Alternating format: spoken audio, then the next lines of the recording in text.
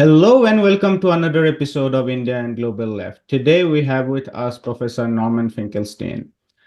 Norman is an American political scientist and activist. His primary fields of research are the politics of the Holocaust and Israeli-Palestinian conflict. He is the author of several books, including Gaza and Inquest into His Martyrdom. Norman, welcome back to India and Global Left. Well, thank you for having me on again. I want to discuss the ongoing genocide in Palestine, but I think since you have been speaking so much, it's worth taking a step back and start with your analogy of the slave rebellion of 1831 and what happened on October 7, because I thought that was one of your most remarkable intervention into the public debate about how to interpret the events on October 7. So can you just lay out your central thesis as a preface to a broader discussion? There were two aspects to what happened on October 7th. There was the factual aspect, which still remains murky. There can't be any doubt, I think, that Hamas committed significant atrocities on October 7th, but doubts still remain, or let's just say it still remains murky. The magnitude of the atrocities that occurred, the motives of Hamas as an organization, the extent to which some of the atrocities were personal initiatives, acts of vengeance, acts of revenge, and the extent to which the atrocities were part of the operational orders, the extent to which the Israeli military response was accountable for a portion of the atrocities.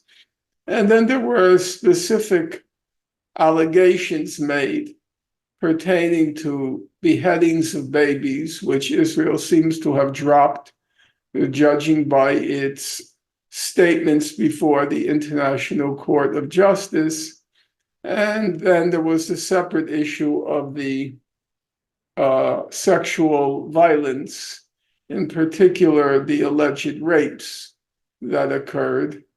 There, I think, no significant evidence has been put forth that the rapes that occurred, assuming rapes did occur, the rapes were part of a systematic, methodical, operational plan. So that's one broad category, namely the category of what happened, the factual side. As I already said, I think aspects of it, and I would say critical aspects of it, remain murky. That's not altogether unprecedented. You take the case of the Nazi Holocaust, which is probably the most documented atrocity in academic scholarly life. Nonetheless, two fundamental questions remain unanswered. When did it begin, and why did Hitler, we don't even know if Hitler gave an order. There's still speculation that there was an order, but it's not been revealed. But when the decision was made and why the decision was made. Now, it's perfectly obvious those are critical questions, the when and the why. You learn at a very young age. In grade school, I learned it, that the critical questions in journalism always are who, what, when, where, how, and why. I remember learning that in library class. It must have been sixth grade. Who, what, when, where, how, and why.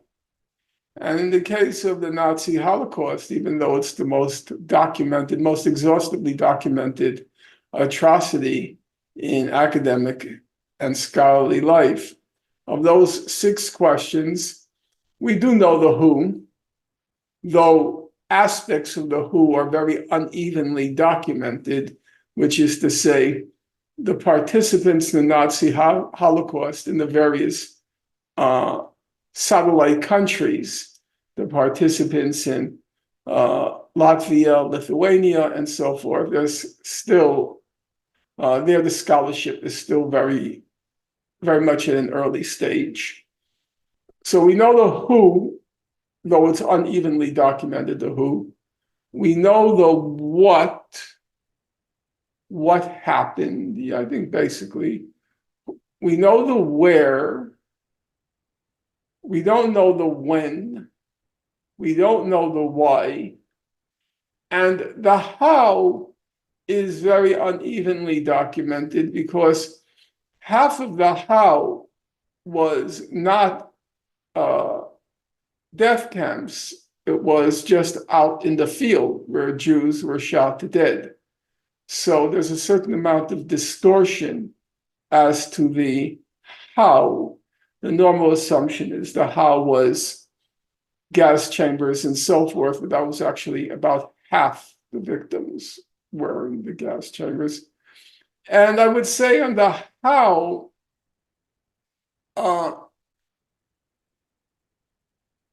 I don't want to, I have not studied the literature in the last 20 years. I stopped when I wrote this book on Daniel Goldhagen with Ruth Bettina Byrne. And then I wrote The Holocaust Industry. And then I really stopped reading on it, which is already a quarter of a century ago. And there's been a voluminous literature, scholarly literature since then, mostly by Germans, German young German scholars. I would say, if you look carefully at the literature I read up until 25 years ago, the actual scholarship on the gas chambers was quite sparse. The actual scholarship was quite sparse, which enabled Holocaust deniers, revisionists, to make sorts of claims which weren't easily answerable. There were all sorts of claims about how could you have killed and disposed of so many bodies and so forth. In any event, so to return to your question, and this was a long digression, to return to your question, the factual side is murky, but we know enough to know Hamas committed serious crimes, serious atrocities. So that part, I think we can take as a given, serious atrocities occurred. But then the second question is, how do we morally evaluate them? What happened? And once atrocities occur, then you have to say, well, the normal legal standards, the laws of war apply, which is to say, if they constituted war crimes or at a higher level, crimes against humanity, or even at a higher level, what's called acts of genocide. It can't seriously, in my opinion, be called a genocide. However, there may be an argument. I'm not refined enough to make these kinds of discriminations. Maybe it constitutes an act of genocide. But that's still a legal category. And I have said, and I said it when I was asked by Piers Morgan, that legally they have to be held culpable for those crimes. Although were I their attorneys, and I'm not averse to playing that role, I would certainly believe that clemency is warranted in the case of young men who were born into a concentration camp. But that still didn't didn't still answer the moral question, which is you can acknowledge atrocities occur, but then what moral judgment do you pass on these young men who were born into a concentration camp and committed these atrocities. And I struggled with that question because part of me, probably because I was too close to the material, or I was close enough to the material. I had spent 15 years just going through these human rights reports on the various atrocities that Israel had inflicted on the people of Gaza. The daily atrocities of this blockade, which Richard Goldstone in the Goldstone report said it credibly rose to the level of a crime against humanity. The daily reality of that criminal blockade of Gaza. And then that criminal blockade was periodically punctuated by these high-tech massacres, what Israel called operations in Gaza. Having been close to that material, I found it very hard in me to condemn the perpetrators of those atrocities. And I then tried to figure out what was the closest situation analogous enough that I can see how it's been reasoned in the past. And the closest I could get was the slave uprisings, the slave revolts in American history. And once I felt confident that that was a reasonable analogy, my next step was to see how the abolitionists, those who fought against slavery, how did they react to the slave revolts?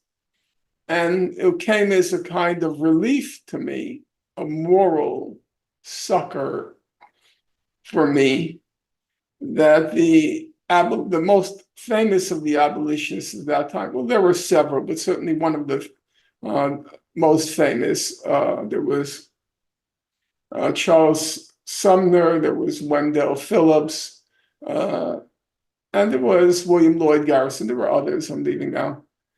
One of the best known, William Lloyd Garrison, he was the editor of a newspaper called The Liberator.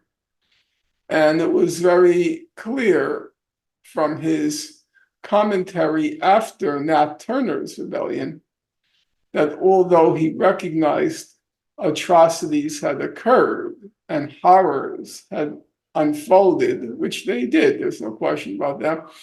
Unlike in the case of Gaza, Nat Turner's rebels, they did behead babies.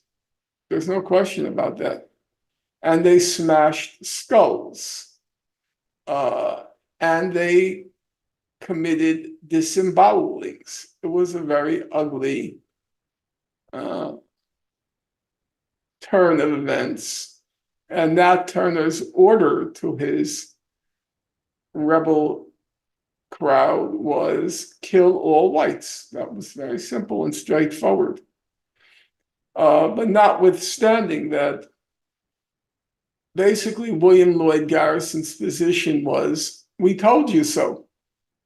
He directed his ire not at the perpetrators of the rebellion, but at those who passively or actively participated in the system that dehumanized an entire group of people. And Garrison said, we told you so. If you treat people this way, you will reap what you have sown. And he never once, although he acknowledged atrocities occurred and horrors had occurred, if you read carefully his statement, he never once actually and directly condemned Nat Turner. And that was true in his private correspondence as well. I've read his correspondence on the question, and he said, I'm a pacifist. He was a pacifist, and they believed in the pacifists, the abolitionist pacifists. They believed in what they called moral suasion, that is, to try to persuade the country that what they were doing was wrong. But he said, if anybody had a just grounds for using violence, he said, well, personally, I oppose it. But if anybody had a just grounds for using violence, he said it was the slaves. And I do believe if anybody had a just right to use violence, it was those young men who were born into a concentration camp, where every other option had been extinguished. The Hamas did communicate it was ready for a settlement along the lines of the international consensus for resolving the conflict. They issued many statements along those lines. There were problems there. I'm not going to deny it because they were insistent on full implementation of a right of return of the Palestinian refugees. And that is a problem, in my opinion, as a practical matter. But there was never any attempt to negotiate. They were simply dismissed out of hand. They then tried nonviolence in March 2018, the Great March of Return. And all they got for it was a couple of hundred Palestinians killed, and several tens of thousands of them were injured, and not an insignificant number were injured with life-changing injuries as the Israeli snipers targeted the kneecap and below of the nonviolent protesters, and even not protesters, people who were 300 meters from the border and who were just leaning against trees. So tens of thousands of injured, including a significant number with willful, purposeful, life-changing injuries. And then, so diplomacy was a dead end. A diplomatic settlement was a dead end. Nonviolence was a dead end. And by the time of October 6th, to the extent that the conflict was, or the region was still in the news, it was with the expectation that Saudi Arabia would sign an agreement with the US and Israel, and the conflict, the Middle East conflict would be resolved over the heads of the Palestinians. And so the fate for the Palestinians in Gaza was to be confined, immured in a concentration camp, left there to languish and die. I do not believe that's in any way an exaggeration of where matters stood on October 6th. So I am very reluctant to condemn what happened on October 7th. Atrocities are appalling, for sure, but being born into and having no prospect whatever except to languish and die in a concentration camp is also appalling. One of the things that I found in your article about, or column about the Ned Turner rebellion was religion itself. You wrote that Ned Turner was incredibly steeped in religion, and attempts were made at the time to say that what he or they did was because of religious fanaticism. And this was not limited to Nat Turner Rebellion, the White Lotus Rebellion in China in the 1790s, the great upsurge in India in the revolt of 1857. All of them had deep political and economic underpinnings behind, and immediately the counter reactionary forces, sometimes it's the Qing state, sometimes it's the British state, would label the rebels as driven by some fanaticism and religion. And I wanted to bring this up because you also went on to then attack or criticize, to euphemize, Sam Harris and show how his language and what he advocates is very similar to the Nazis. So if you can spell that out a little bit for us. Well, in the list you went through of rebellions that had a religious, uh,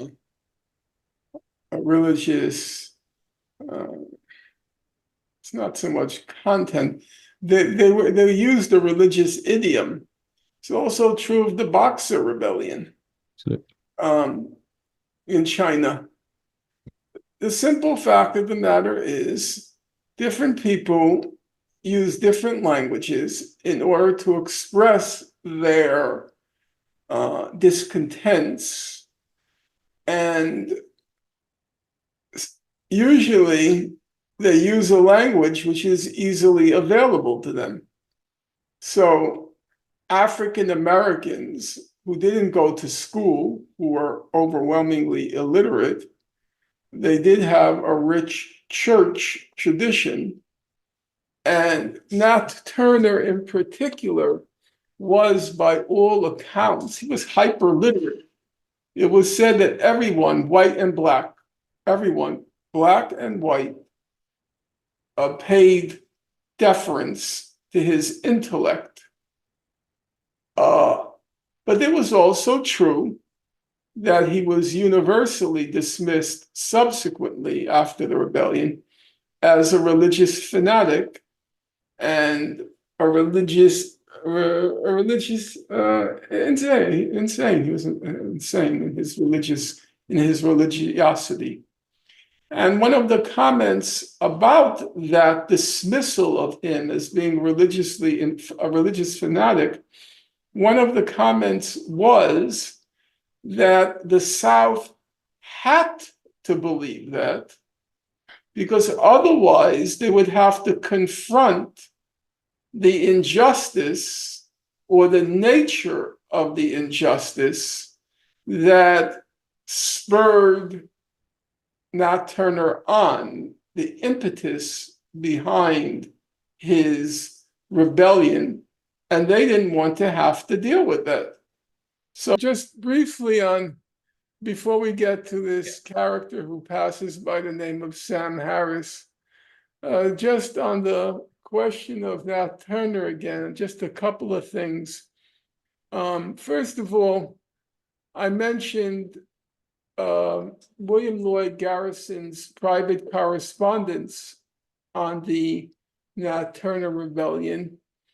And one sentence which I appreciated was, he said, quote, "I do not justify the slaves in their rebellion, yet I do not condemn them." And I think that's the proper formulation. You don't justify what happened, but you also don't condemn them. So that, as I said, resonated for me. The other thing which I think is worth bearing in mind is, even as I described this,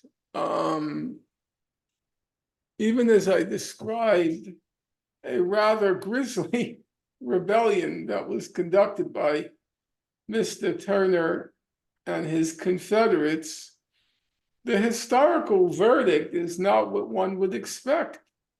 Namely, Nat Turner occupies now an honored place in American history.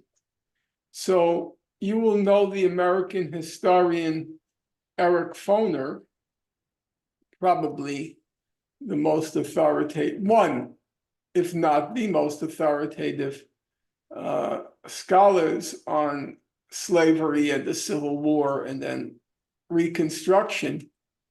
Already way back in 1971, long before political correctness and then identity politics was the vogue. Already back then, he edited a volume. It was called Nat Turner. And the series for this volume, I'm holding it up now for your audience, was titled Great Lives Observed. Now, you must appreciate the irony of that.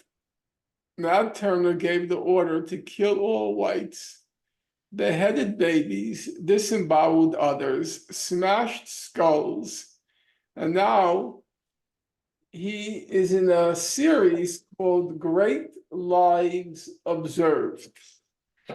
And somebody emailed me an article. It was about this famous controversy surrounding a fictionalized account of Nat Turner's rebellion by a person named William Styron.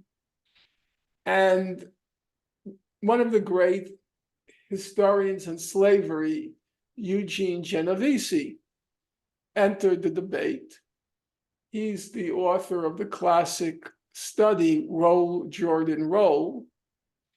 And he was what you might call a cantankerous leftist who eventually became quite far to the right, I would say. And he said in one of those articles I was reading, and now I'm quoting him, he said, Nat Turner led a slave revolt under extremely difficult circumstances and deserves an honored place in our history. Well, it does cause you or cause one to wonder, assuming humanity survives another 50 or so years, which is a question mark, but assuming it does, what the verdict will be on October 7th. I remember when it happened, people condemned it on two grounds. One, moral, and the other, pragmatic.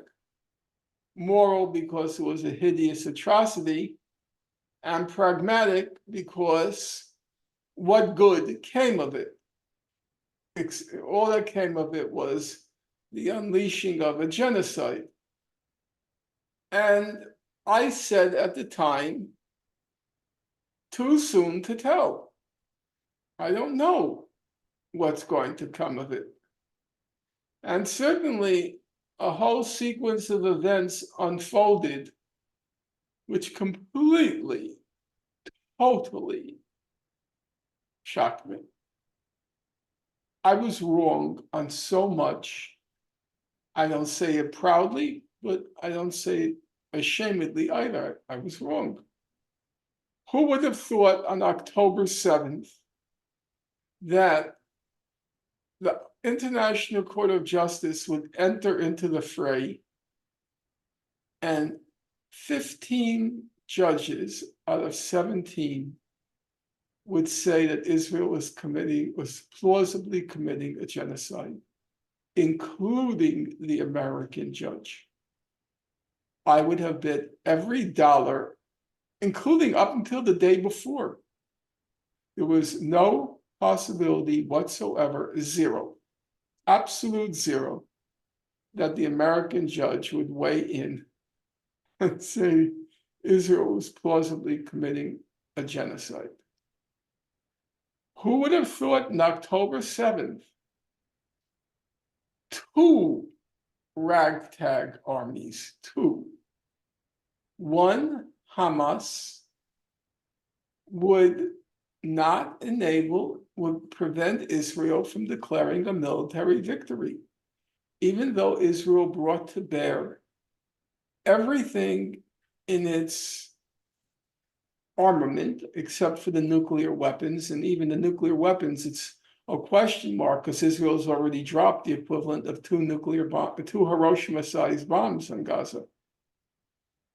So you could say, actually, atomic weapons were used, though on an incremental basis. And they couldn't defeat Hamas. They could not claim a military victory. Who would have predicted that? Who would have predicted that the second ragtag army, called the Houthis, would completely disrupt world trade? And now you have this absolutely surreal situation with the designated American diplomat to the Houthis, trying to explain to the Houthis why their approach is not the best approach to help the Palestinians. He's trying to explain to them why other approaches would be more productive. I mean, you can't even make this stuff up. You can't even make this stuff up. The American counseling the Houthis on better ways to help the Palestinians.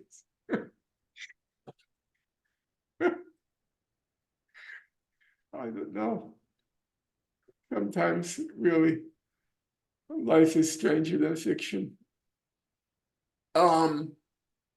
So all sorts of things happened which were unpredictable. I would say also unpredictable. Who would have thought Israel would have gotten away with killing 25,000 people, including about 12,000 children? Who would have predicted that? Nobody. Nobody, including myself.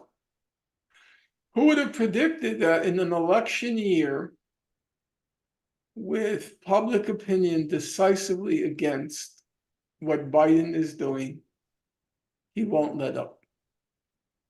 I was sure he would stop by New Year's, that he would tell the Israel time to wind this down. I was positive that he would order Israel to wind it down, but he won't let go. He won't let go. Now, maybe he was hoping that he can pull off this ceasefire and that then he would be acclaimed for his brilliant diplomacy, and that would sail him into November. Well, it's not working.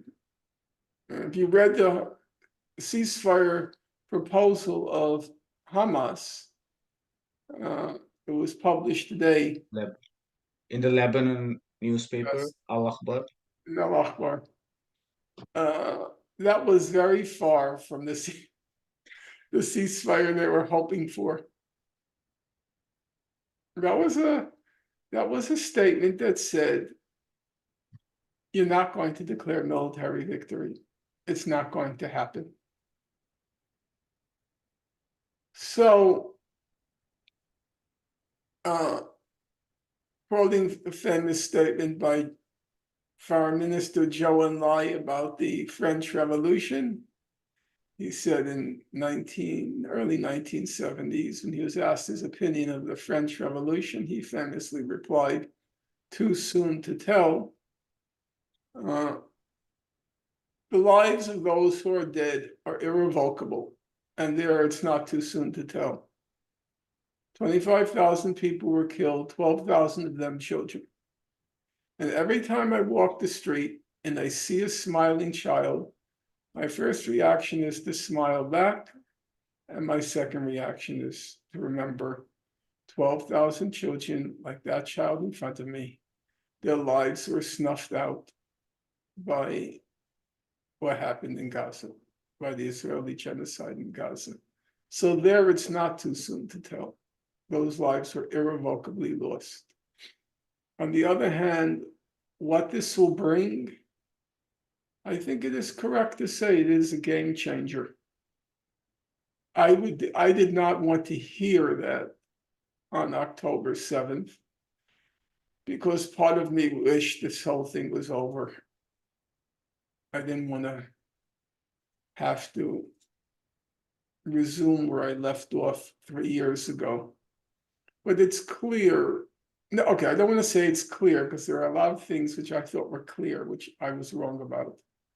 But there seems to be good grounds for the belief that we've entered a new phase and that it's a very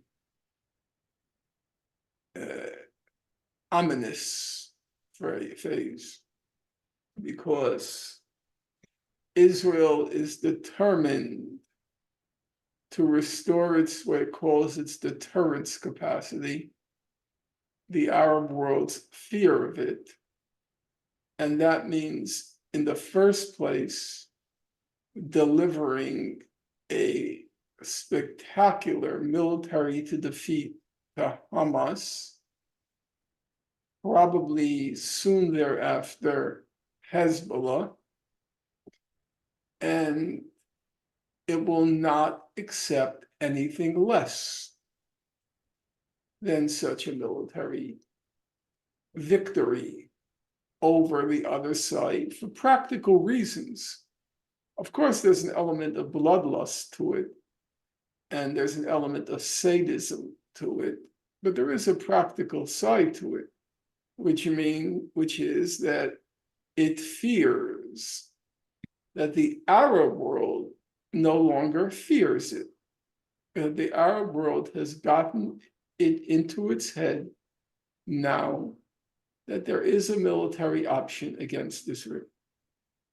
Now, that was said by people like Saeed Nasrallah for several years. But apart from the party of God, I don't think many people believed it.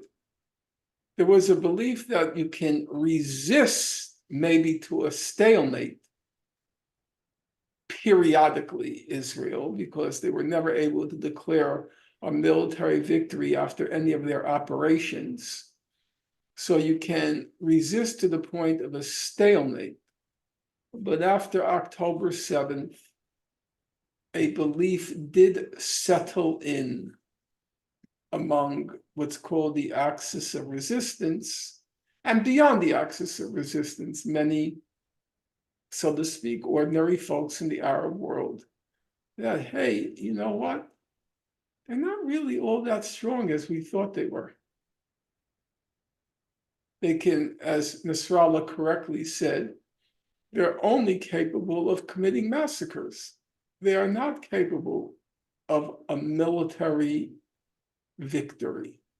All they can do is target, murder, annihilate civilian populations. So the new belief settled in the Arab world that Israel can be militarily defeated, and in conjunction with that, after the genocide Israel has committed in Gaza, the belief set in that we can't live with them. It's us or them. If you read Nasrallah's last speech or heard his last speech, he said all those Israelis, they have double passports. They have American passports, British passports, French passports. And he said they have to go. Palestine belongs to the indigenous population. That Israel, Jewish Israel, is not a real nation. And they have to go. Well, as you can see, those are what used to be called in divorce cases irreconcilable differences. And so I think we're now entering what's popularly called a zero-sum game. And I don't see any possibility for diplomacy at this point. What do you mean when you say there is no possibility for diplomacy? I don't think either side would settle for any kind of diplomatic settlement. Israel is determined to humble, if not humiliate, their Arab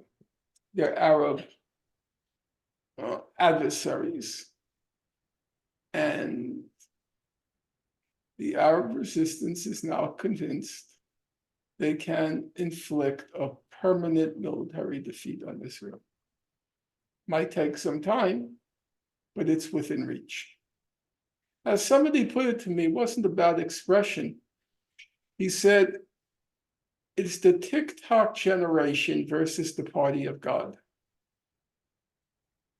The Israelis can't fight. I'm no hero.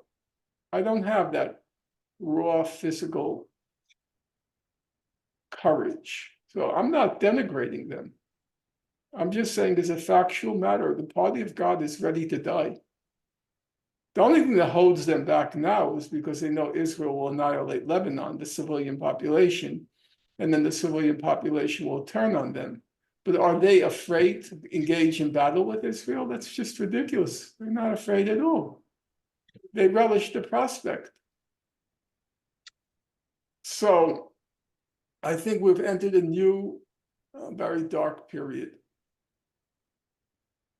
I guess in this equation, if we are to have a very long drawn sort of, whether it's high intensity or low intensity conflict, proceeding side by side with some sort of facade of diplomacy, then to my mind, I think the role of the US in the region becomes very critical because a lot of what Israel does and is able to do with impunity is because of the support that it gets from the US. And you would note, but just for the viewers, like the apartheid case in South Africa proceeded along similar lines, like as long as the US administration stood behind the white regime up until Reagan, it could get away with impunity, and things change once the US withdrew its support.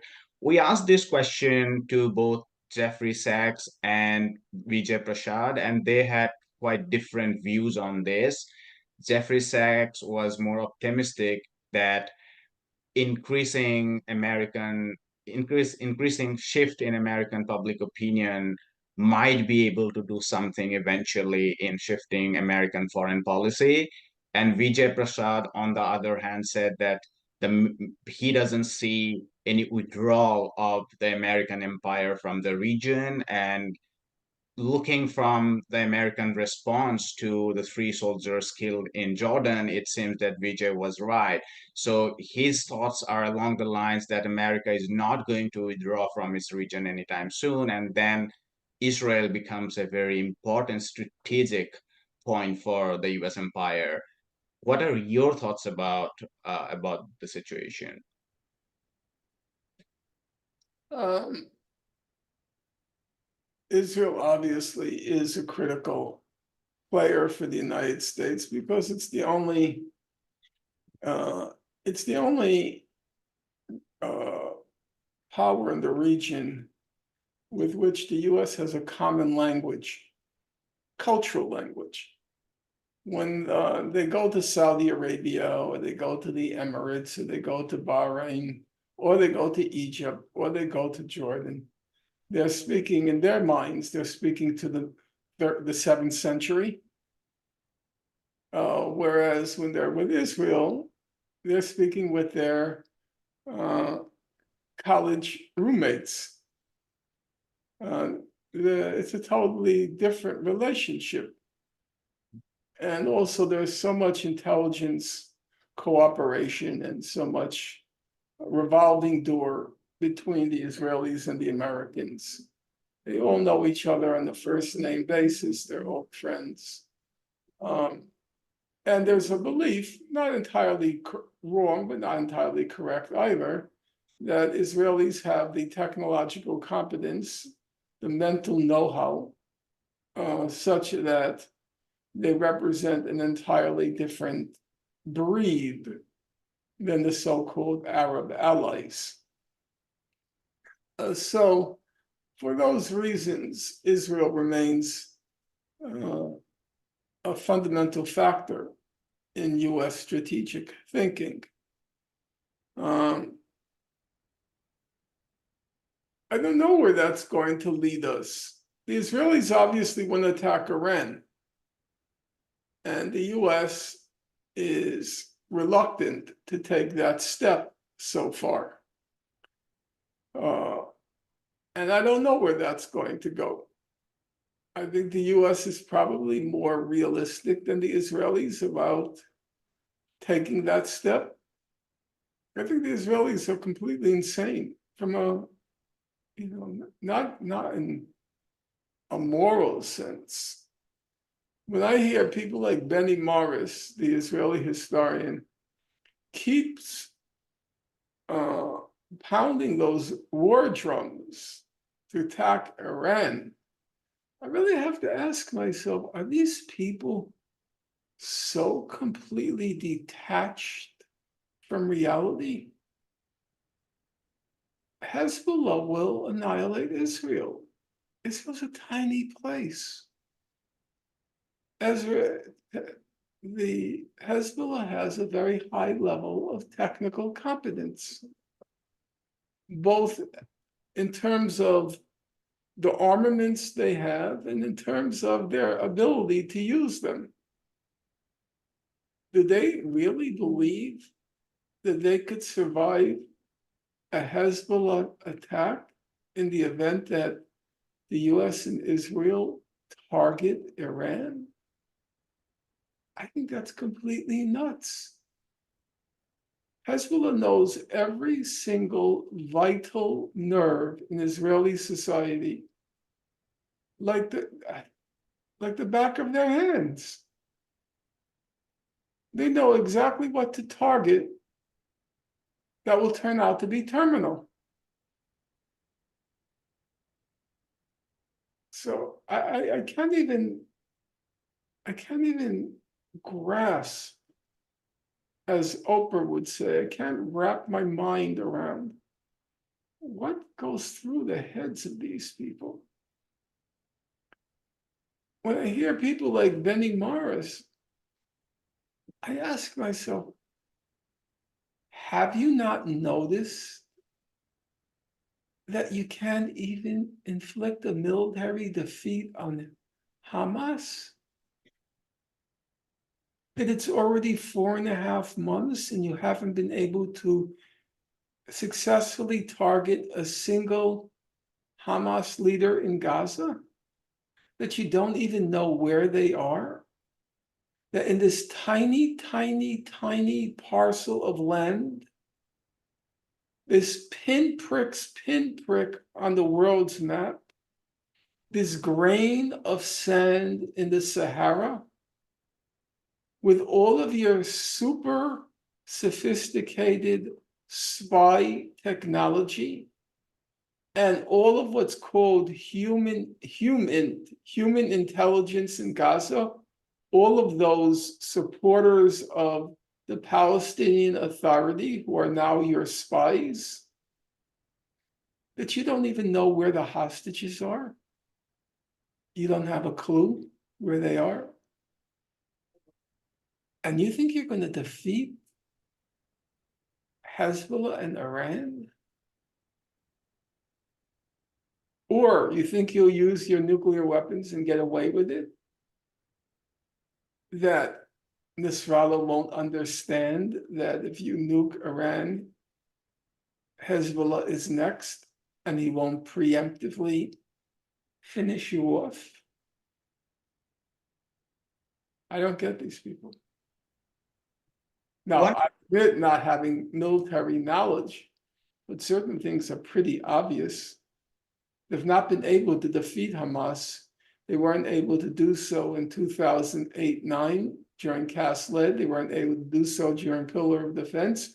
They weren't able to do so during Protective Edge. And with no restraints whatsoever, none. And after 4.5 months, they've not been able to do it again. And you think you can take on Iran and the party of God? Doesn't make sense to me. We're in a very dark period. Because I do, as I said, I think Israel has a legitimate fear. I mean, maybe people aren't going to like what I'm saying, but I have to be honest about these things. There is now a view among the Arabs that Israel can be defeated. And Israel doesn't see any other option except to restore their deterrence capacity. And that means inflicting a military defeat on Hezbollah and inflicting significant enough death and destruction as to deter anybody from following the lead from Hamas. Do you see any change of attitude among the US allies in the Gulf with the recent Oh, I'm sure they're rooting for Israel to win. You think so? Oh, absolutely. Absolutely. Because any victory, any defeat or any even partial defeat for Israel, they see as a victory for what's called the axis of resistance. So they want. Look at what's happening now. If you look at the countries that supported the South African intervention at the ICJ, it did not include Saudi Arabia. It did not. There was Egypt eventually came on board. Jordan eventually came on board, but the Gulf states, with the exception I think of Qatar, well, don't count me on that. Don't quote me on that because I'm not positive. They did not come on board. And Saudi Arabia was not there. As Christopher Gunnis, the former spokesperson for UNRWA, pointed out, it would be a fraction of a fraction of a fraction of a fraction of a fraction of Saudi oil revenues to replace the United States and the European powers in financing UNRWA. The total figure comes to $440 million. That's how much MBS spends on prostitutes in a weekend. Or prostitutes and liquor. On a weekend. Do you see them coming forward to replacing the US and the Europeans? It's nothing. It's small change for them, $440 million. They're not doing it. They want to see those Gazans starve. Absolutely. They want that defeat. Because if Gaza is not defeated, the axis of resistance will take credit for it. And they don't want that. This is also very depressing in a way, isn't it? I mean, Look, it's a very depressing situation. I said we're entering a dark period. And it's a zero-sum period. I did notice that in the Hamas counter proposal, they didn't speak at all about ending the conflict. They talked about ending armed hostilities. 145 days, free phase of ceasefire or something, yeah. Yeah, a full Israeli withdrawal, a humanitarian end of the blockade, a humanitarian relief, reconstruction, and everything. And exchange of hostages. Yeah, exchange of hostages for Palestinians held in Israeli jails. They had a detailed plan, and it was a good document because it showed these people they have knowledge of the ground. They know exactly what needs to be done, and they know exactly the sequence it has to be done in. But what was noticeably absent, because you have to recall, there's all this talk about what we're going to do the day after, and we have to resuscitate the two-state settlement, and who's going to come in and govern, and whether the Palestinian Authority is going to play a role. That was completely absent from the document. Mhm. Totally absent. The only thing they were concerned about was the humanitarian side, the military side, the reconstruction side, but nothing about an end to the conflict. End to military activity, military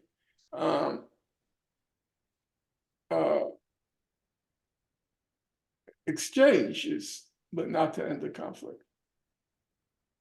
What are your thoughts about the internal dynamics of politics, both within Palestine and in Israel? On one hand, it is said that there is a kind of competition between Hamas and Fatah, and that kind of competition drives Hamas towards one set of strategic actions.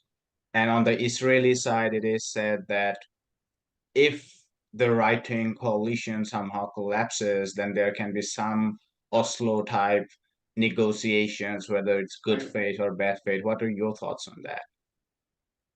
On the former question, I have no thoughts because I don't believe the Palestinian Authority is a factor anymore. The Palestinian Authority, they're so despised, so hated by the Palestinian people that they are just very visibly agents, subcontractors for the Israelis, and they're not in my opinion, a political factor. They're a bureaucracy that serves In Gaza, when you said they're not a political factor, or in West Bank? anywhere. They're a bureaucracy, they're an administration. But in terms of their strategy, their tactics, there's nothing.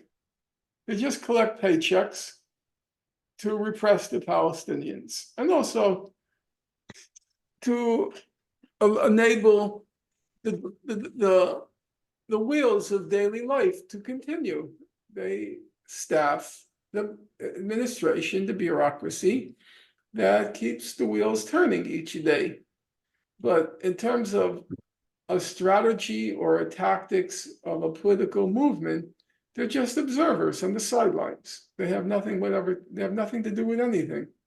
Are you talking about the top leadership, or are you talking about the whole organization itself? Well, there is nothing. There is in the Palestinian administration.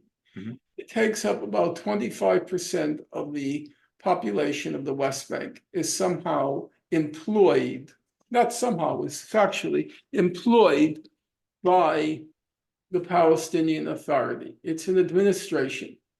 But normally, when you speak about administrations, you don't talk about tactics or strategy. There's no political movement. They just collect paychecks to make life serviceable in the occupied Palestinian, in the West Bank. So I consider them a complete irrelevance.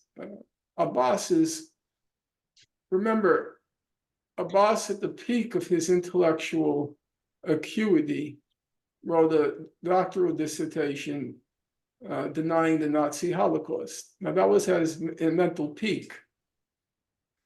And now he's 88 years old. He's a corpse. He's sometimes I think he's just kept artificially alive by Israel.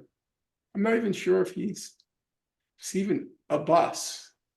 It may just be a puppet with some artificial intelligence functioning as the head of state.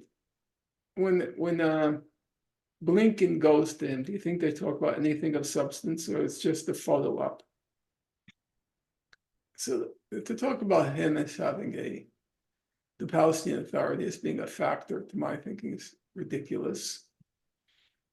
Secondly, there's talk now of Marwan Barghouti, the Fatah leader who's serving 5 life sentences, being released. He's one of the names on the Hamas list of people who have to be released in the prisoner exchange. And I read these speculations that maybe he'll negotiate a two-state settlement, blah, blah, blah, blah, blah. As if that possibility of negotiating a two-state settlement hasn't been there since the mid-1970s, a half century ago. It's not like they need a new leader. That option has been there since the mid-70s. Israel does not accept the implementation of a settlement based on international law. I'm right now rereading in preparation for a debate that I'm scheduled to have with a leading figure in Israel, along with others. I'm rereading Shlomo Ben Ami's book on he was Israel's foreign minister. And a couple of years ago, he came out with a new book on the peace process. Didn't you debate him earlier? Yes, that was a long time ago now. And he's come out with a new book. And he keeps talking. Was he better than Alan Dershowitz? Look, he's knowledgeable. He's knowledgeable.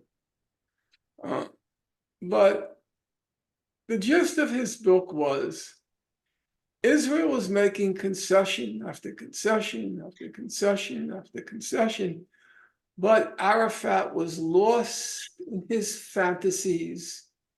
He lived in an unreal world. And then occasionally, Ben Ami specifies what is his fantasies. And what are his fantasies? His fantasies are, he keeps talking about international legitimacy, and he keeps talking about UN resolutions, and he keeps talking about international law. Those are the fantasies. In other words, he wants a settlement based on the global consensus for ending the conflict, whereas Israel wants more than the global consensus allocates to it. And this wanting more is universal, more than what the law allocates to it. This wanting of more is universally described in this literature, scholarship, as Israeli concessions. But all of the concessions are more than what's allocated to it under international law. Let's take one example. I have to be careful about time because I have work to do. Let's take one example. So what's called the peace process, there was one famous interlude called the Camp David negotiations, which had three components. They were presided over by President Clinton, and they included on one side Prime Minister Ehud Barak, and on the other side Yasser Arafat. And as I said, they had was a sequence of three events. The first event occurs in July 2000, and those negotiations didn't go anywhere. Even Shlomo Ben Ami, the foreign minister at the time, acknowledged later in the debate with me, he stated, quote, "If I were a Palestinian, I wouldn't have accepted what was offered at Camp David." Then, in December of the same year, President Clinton entered in a substantive way and stated what came to be called the Clinton parameters. And the Clinton parameters were his formula for ending the conflict. And they since have been kind of immortalized as the essential terms for ending the conflict. So what did the Clinton parameters say? I'll give you a few examples. Number one, that Israel should be able to keep 80% of its settlers within Israel. That territory should be annexed from the West Bank to enable Israel to keep 80% of its settlers. But under international law, all those settlements are illegal. So Clinton gave his blessing to Israel getting to keep 80% of the settlers in place. Now, there are all sorts of formulas presented by the Palestinians to enable a certain percentage of the settlers to stay in place. Eventually, that percentage was 60%. Okay? So Israel wants to keep 80%. Clinton gives his blessing to the 80%. The Palestinians present formulas so that about 60% can stay in place. Now, under international law, every single settler is illegally in the West Bank. Who's making the concessions? Who is making the concessions? The way it's described, Israel is making the concessions and the Palestinians are being stubborn. Let's take another example. In a famous formula, Clinton says regarding Jerusalem, East Jerusalem, Arab Jerusalem, he says what's Arab should go to the Palestinians, what's Jewish should go to Israel. That sounds like a nice formula, but there's a problem with that formula. A large part of what's Jewish in East Jerusalem are illegal settlements. So once again, Clinton is giving his blessing to those illegal settlements. Now, the illegal settlements were built in such a way as to surround the Palestinian or the Arab areas in Jerusalem, to encircle them. So, what seems like a reasonable formula, in fact, is a double setback for the Palestinians. One, it's legalizing the illegal settlements in Jerusalem. And B, it ends up isolating the Palestinians in the Arab settlements because they're surrounded by this ring, what came to be called the ring of settlements around Jerusalem. So who's making the concessions? What happened is Clinton gave his blessing to all of the illegalities that Israel had consolidated since 1967. Now, it's true, under the Clinton plan, there would be very limited actual Israeli annexation of Palestinian land. That's true. I'm not going to argue with the facts. But there were two problems with that. Number one, there were supposed to be land swaps.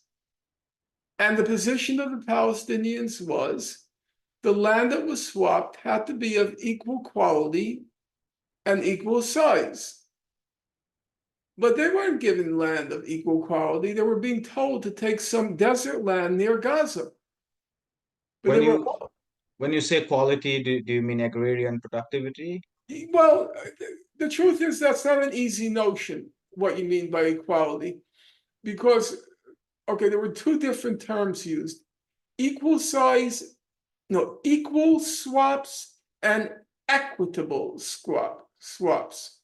So those terms were not easily defined because you could have an equal size and territory, but the quality of it was not equal. Let's say Israel was going to annex some of the most richest agricultural land. And they were being told that they would be getting desert area adjacent to Gaza in return. I don't want to get into all the technicalities, but the record shows, in my opinion, unequivocally, the Palestinians were doing everything they can to be reasonable. They wanted to end this thing and get a state already. They were doing everything they could to be reasonable. But they were very fixed on details. They wanted a state that works.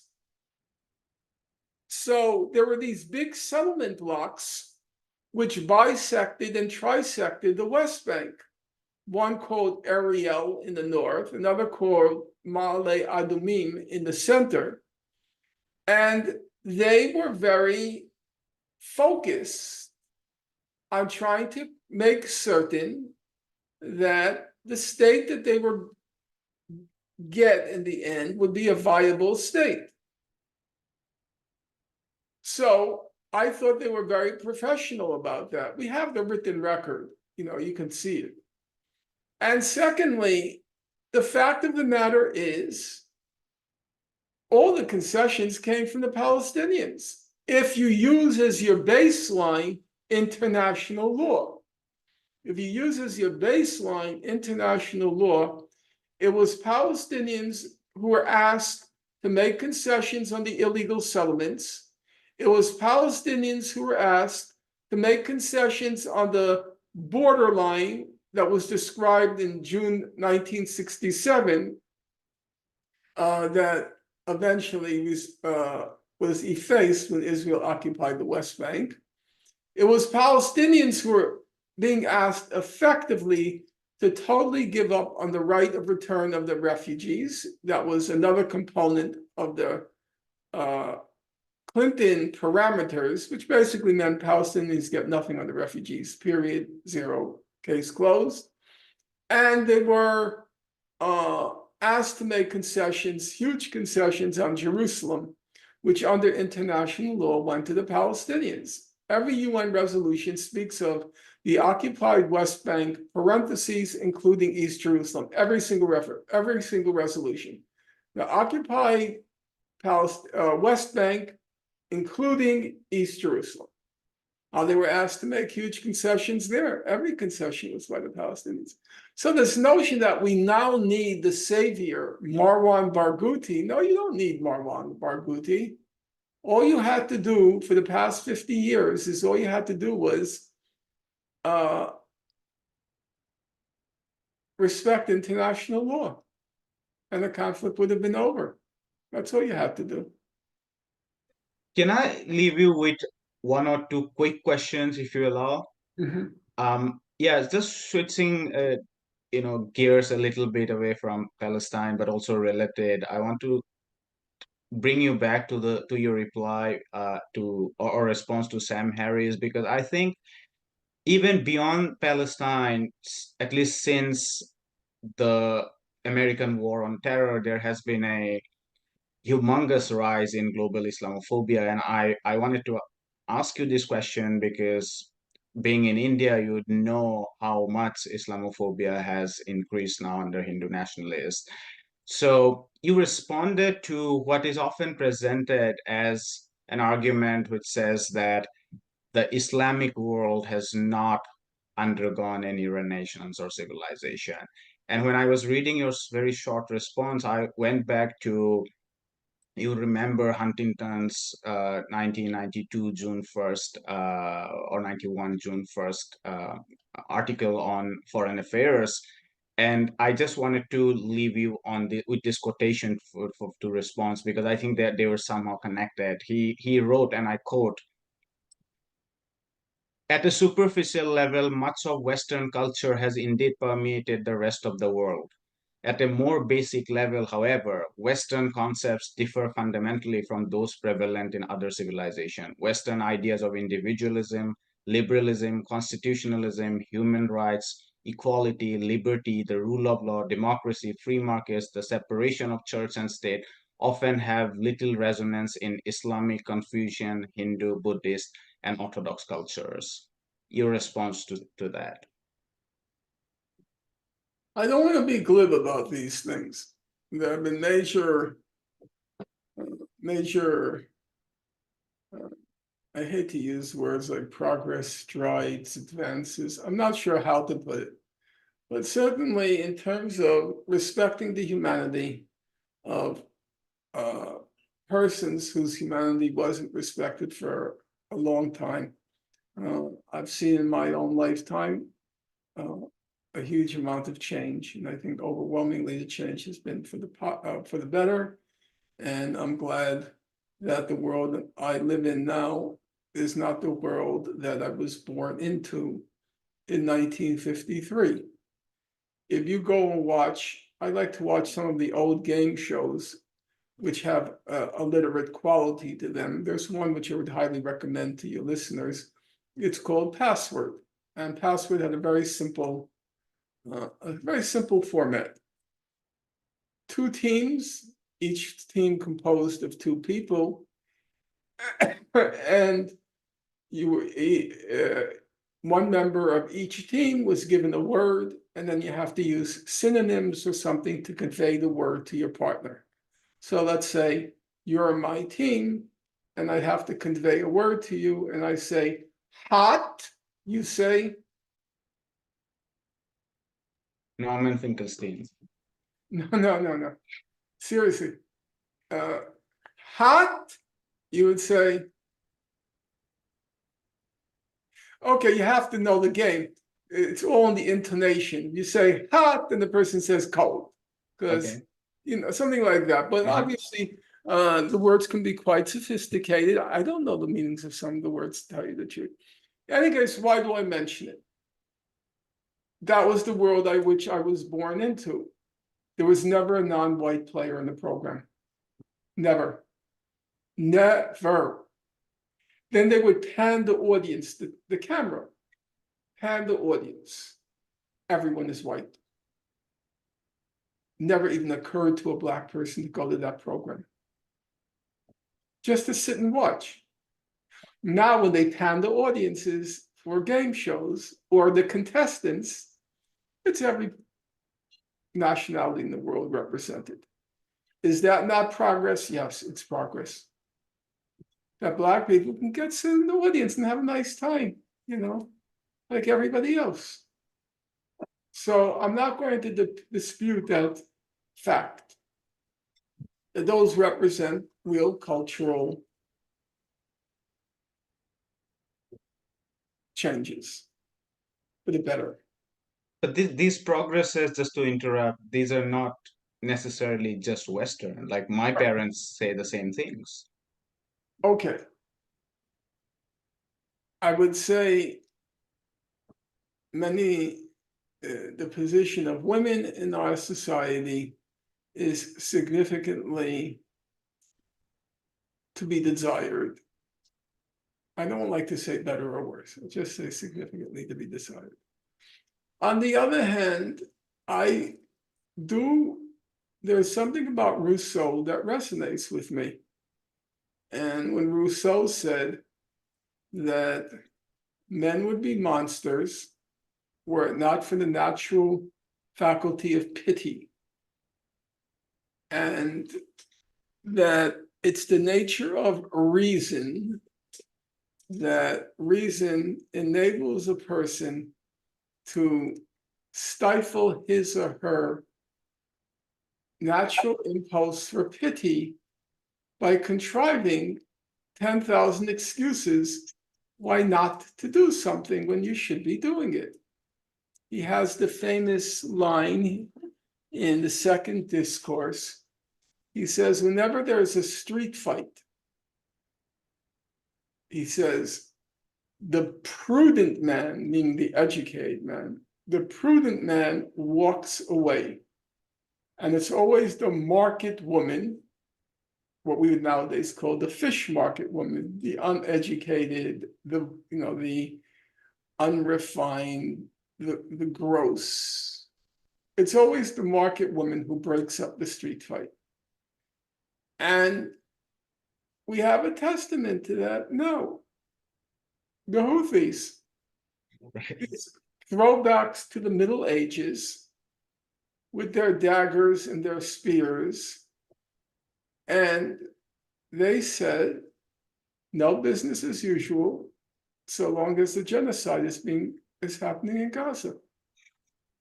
And that to me is the living expression of Rousseau's skepticism to some extent about reason and his respect for what he calls savage men or natural men. And I think there is truth to that. I discussed it at some length, which I don't have time now, with my students, whether if you're being mugged in Central Park at 3 a.m. and suddenly your guardian angel descends and you're given an option by your guardian angel. The guardian angel says, would you prefer when you let out your scream, your primal scream, you're being mugged, help, would you prefer, your guardian angel gives you two choices, a Italian from southern Italy who's fresh off the boat from southern Italy, passes by when you scream, help, or the second option is a graduate of Harvard Business School.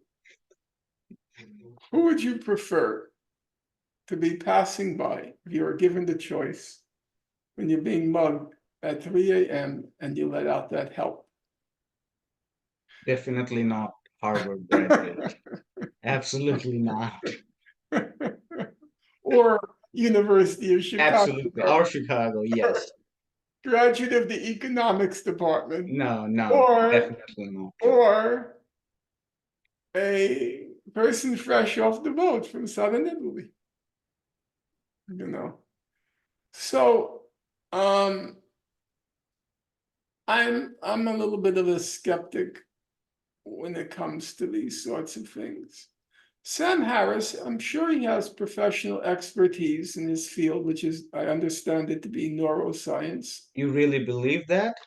In his professional field, there's no contradiction. You take something like Larry Summers.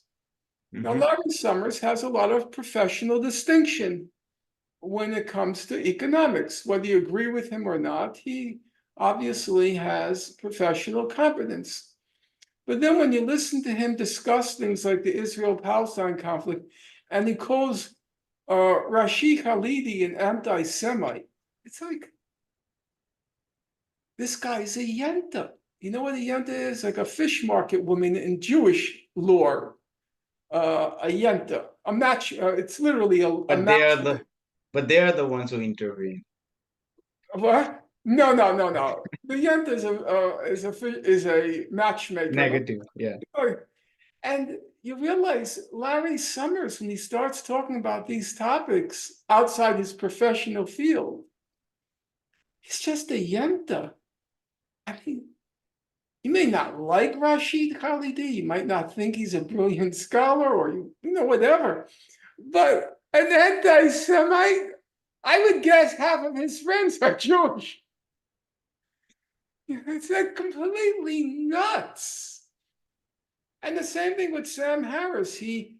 Maybe he has professional competence. I'm not going to deny it in neuroscience. But when he talks about the Israel-Palestine conflict, he speaks in this dull-witted monotone, as if he's being strictly objective and scientific. No, Sam, you're not being objective and scientific. You're being an imbecile. Every statement out of your mouth is stupid beyond words. He just came out with a new tape. I made it through 30 seconds. I couldn't even take the way he talks, because it's so obviously an affectation to show the Western rational mind speaking in an even, uninflected monotone, like he's reading from a laboratory report. Okay, enough said. Can I leave you with one final personal question? You can be as brief as you like on that. When I last had you, in fact, not last, I think it was one of the previous shows we discussed Palestine at length. This was much before the events of October 7. You seemed very fatigued at that moment. You had recently published your book on cancel culture. And this was the moment, and we also had a phone call later after Professor Chomsky's name came up in the Jeffrey Epstein's uh, episode or whatever. And you were reading Rosa Luxemburg and Lenin at that time because this was, during the events in Ukraine. And I told you, I think this was following your debate with Ben Burgess. I told you that, Norman, I really like when you write about international relations. And this was not to say that I didn't enjoy your book on cancel culture, but I really think you are an expert in these issues. So I just wanted to ask you these two questions. One, how has your daily schedule, mental health, etc., has been affected since October 7? You have been doing so much. And are you thinking about writing another book on Palestine? October 7th was a complete disaster for me. I joke often of late that I may end up being Gaza's last victim. I knew the biographer of Stalin named Robert Tucker. Mhm. There are two Robert Tuckers. This was a good Robert Tucker. And he had finished 2 volumes and he was already getting on in years. And he hadn't finished that 3rd volume. And then he had the worst catastrophe that could ever befall a historian, namely 1989 happened. The Soviet Union disintegrated and all the archives, which had been closed for decades, were suddenly open. And so he effectively had to start from scratch.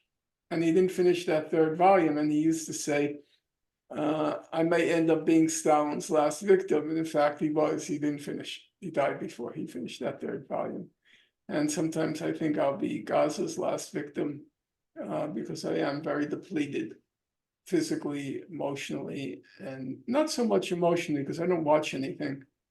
I have not seen one moving image either from October 7th or thereafter. I have not watched one moving image. I've seen pictures and they're actually harrowing enough, but I have not watched any moving image. So I have protected myself from that emotionally.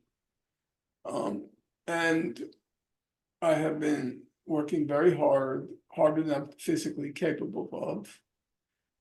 But I have the problem that wherever I go, and each morning in my email box, and for a period which only changed about 2 weeks ago, I was spending approximately 10 hours every day on email. It was complete horror. I would be crying at night. Please stop. Please, please stop. It's totally irrational because I didn't have to respond. But I have this Chomsky super ego. He answered all the email. I have to answer all the ego. And wherever I go, people just thank me, thank me, thank me. Yesterday, I teach at Hunter College, 1 class a week. And yesterday, 3 or 4 students came up, maybe 4, thanking me for everything. Not students in the school, not my own students. Just so I see in the corridors, thanking me. I'm on the subways, people come up to me. And I just keep saying, okay, Norman, gotta keep persevering. People are counting on you. You have to keep persevering. You gotta keep persevering.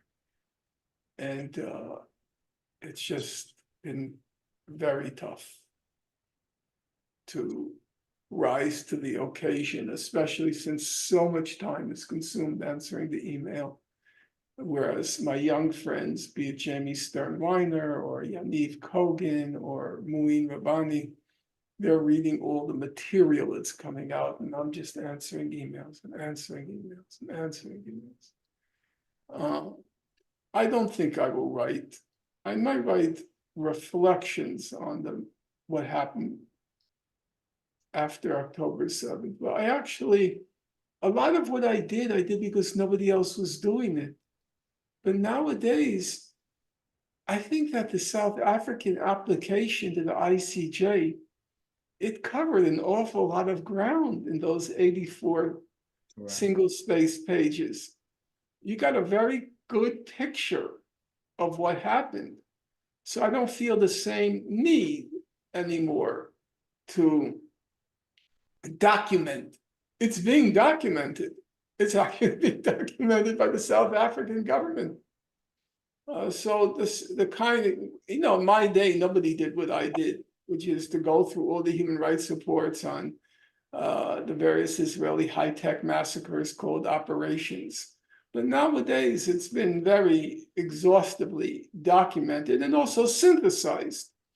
What the South African application did was take those hundreds, if not thousands, of UN-related reports and form a picture of genocide. But I still possess the perspective to say some things which others haven't said because they didn't study the record with a kind of eye for detail and reflection that I did. So I might write something on that, maybe a new introduction to the Gaza book. Mhm. I'm pretty petered out. I can completely imagine. On that note, Norman, thank you very much, and have a wonderful rest of the day. Thank you so much. Thanks. Bye.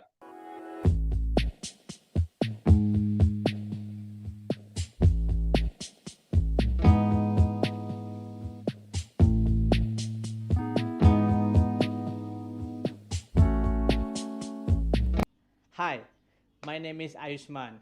I, along with Jyotisman, have started this platform. In the last 2 years, we have tried to build content for the left and progressive forces. We have interviewed economists, historians, political commentators, and activists so far. If you have liked our content so far and want us to build an archive for the left, I have two requests for you. Please do consider donating for the cause. Link is in the description below. Also, if you are not able to do so, don't feel sad. You can always like our videos and share our videos to your comrades. Finally, don't forget to hit the subscribe button.